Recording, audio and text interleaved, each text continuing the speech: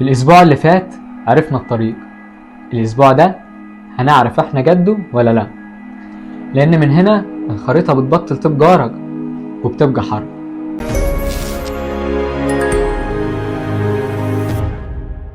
تاني محطة بتقابلنا في الأسبوع التاني.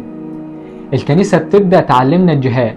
بعد ما استعدينا طول الأسبوع اللي فات، جاء الوقت إننا ندخل عمق الطريق ونجاهد. والخريطة بتبدأ تدينا شوية علامات، زي مثلا إن ده أول أسبوع فعلي في الأربعين المقدسة، وبتقول لنا خد بالك كل القراءات هتلاقيها بتوجه نظرك للجهاد الروحي، ومعاها بتديك حبة تحذيرات للجهاد. مطلوب منك إنك تنطلق في الرحلة ونمشي أول خطواتنا في الطريق. يوم الاثنين صلي باستمرار. هنا الكنيسة بتشاور لنا إننا دايما نصلي باستمرار من غير انقطاع، وإن ده أول خطوات الجهاد والوسيلة اللي بيها بنتسند. ونلاقي الإنجيل بيكلمنا عن مثل القاضي الظالم اللي انتقم للأرمل. فهل ربنا بنفسه مش بيستجيب لأولاده؟ ويقول لنا الإنجيل: أفلا ينتقم الله لمختاريه الذين يصرخون إليه النهار والليل وهو متمهل عليهم؟ يوم الثلاث اتبع المسيح. هنا يبدأ الإنجيل يقول لنا طريقك الوحيد للجهاد واغتنام الملكوت هو اتباع الله. هو بس اللي قادر يشددك ويعينك في الطريق. عشان كده دي بتكون الخطوة الثانية.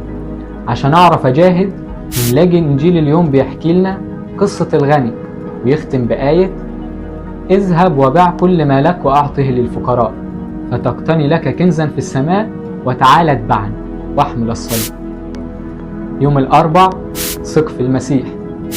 عشان الخريطة عارفة انك جايز توصل لمرحلة الخوف من الطريق، وانك ممكن ما تعرفش توصل، بتديك اهم طريقة وهي ثق فيه.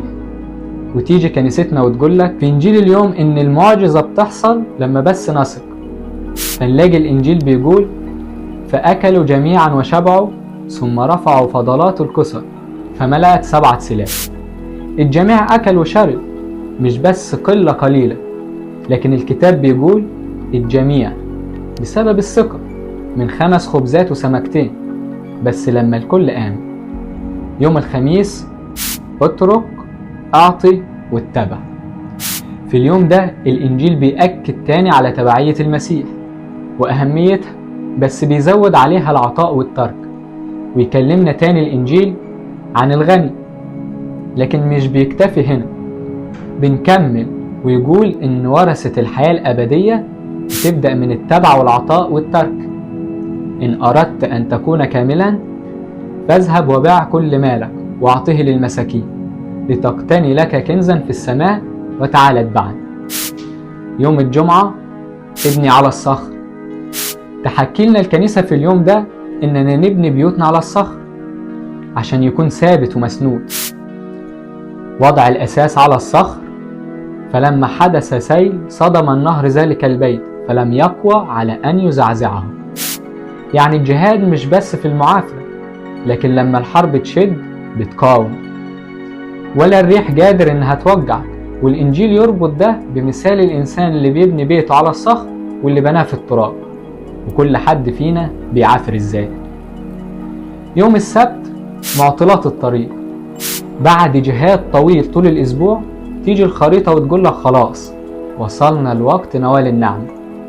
بس خد بالك، في تحذير، في حفرة قدامك ممكن تضيع جهادك ده كله لو وقعت في الحفرة دي. وتحذرنا الكنيسة في إنجيل اليوم من إننا نقع في الحفرة ونخسر ثمرنا. ويقول الكتاب: فاحذروا من الأنبياء الكذبة الذين يأتونكم بلباس الحملان وهم في الباطن ذئاب خاطفة. يوم الحد الانتصار. وأخيرا بنصل للنصرة وبنوصل لحد التجربة. ويكلمنا اليوم عن حد النصرة، وتكلمنا الكنيسة عن تجربة يسوع مع الشيطان بعد جهاد عظيم في البرية. وبينتهي الجهاد ده بالنصرة، وكأن الكنيسة بتوعدك بأنك هتنتصر في جهادك. وده اليقين لو مشيت بكل الخطوات دي زي ما يسوع انتصر على إبليس. فأجاب يسوع وقال له: إنه قد قيل لا تجرب الرب إلهك. فلما أتم إبليس كل التجارب انصرف عنه إلى حين.